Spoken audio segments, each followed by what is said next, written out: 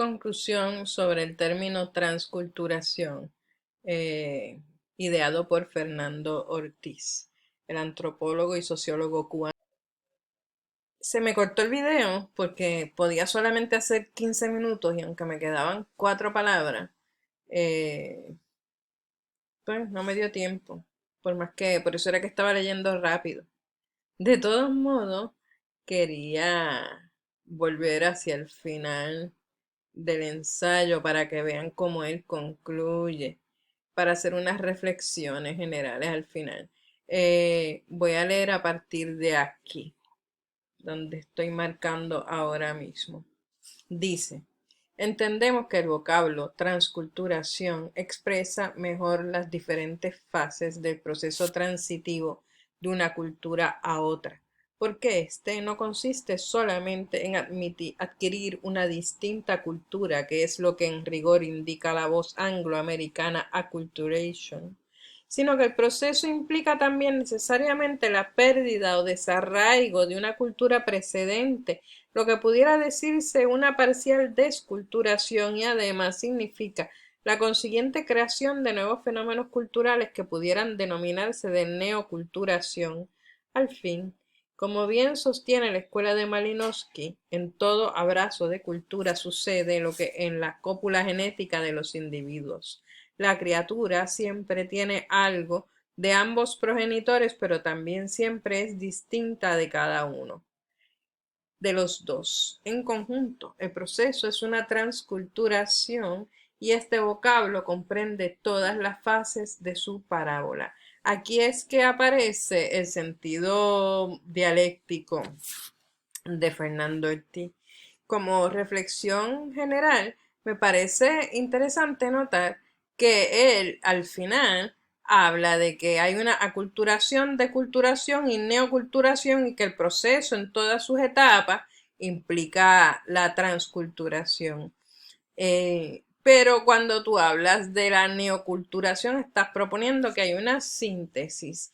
Y a mí me parece cuando releo el ensayo que él propone un término que resulta más complejo de lo que él mismo reconoce cuando concluye.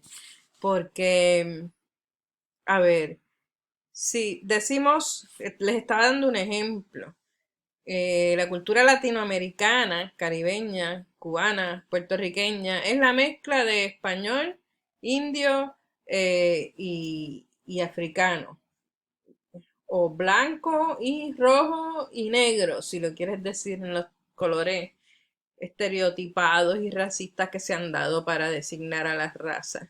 Em, bueno, pero es que Europa no es blanca. Europa, y lo dice él en una parte de las que leí en el videíto anterior, sobre todo España, tuvo árabe 700 años, pues blanca, blanca no es. Y no solo, son muchas culturas, muchos idiomas, muchas estructuras económicas y estructuras de clanes y mitología, si lo piensas en términos de sí, o la religión oficial de la conquista y colonización era el catolicismo. Pero aquí había religiones antes de que vinieran ellos y los distintos pueblos de África trajeron distintas culturas y todo ello aquí se sincretiza. Pero no es que se llega a una síntesis y somos la mezcla esa, sino que continuamos evolucionando infinita y continuamente.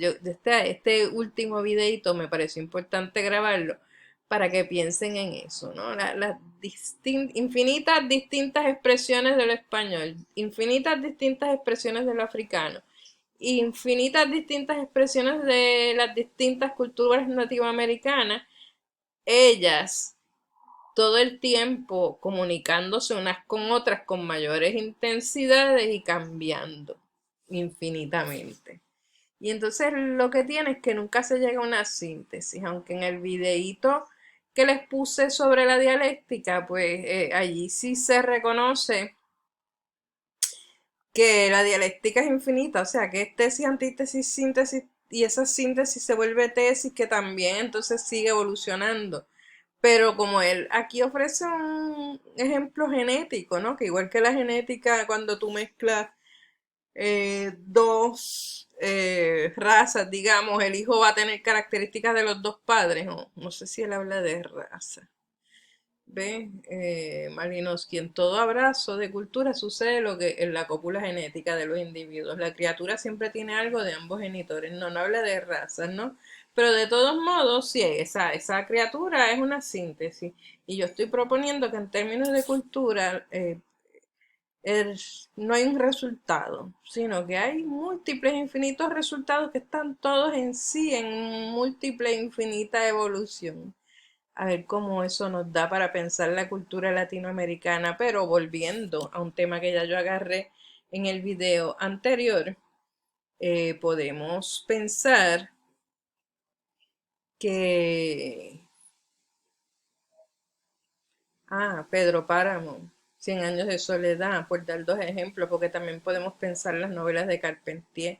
En otros años he discutido Concierto Barroco o El reino de este mundo. Son textos que ya dan cuenta que las Américas viven en conflicto, distintas cosmogonías y distintas relaciones con el poder, nociones de presente, pasado y futuro, de modos de relacionarse con la naturaleza, de entender el cuerpo, eh, de usar la palabra.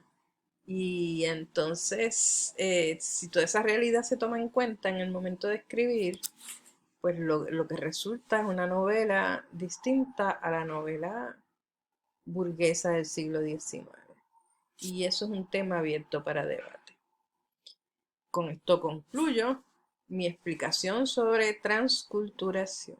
Muchas gracias por su atención.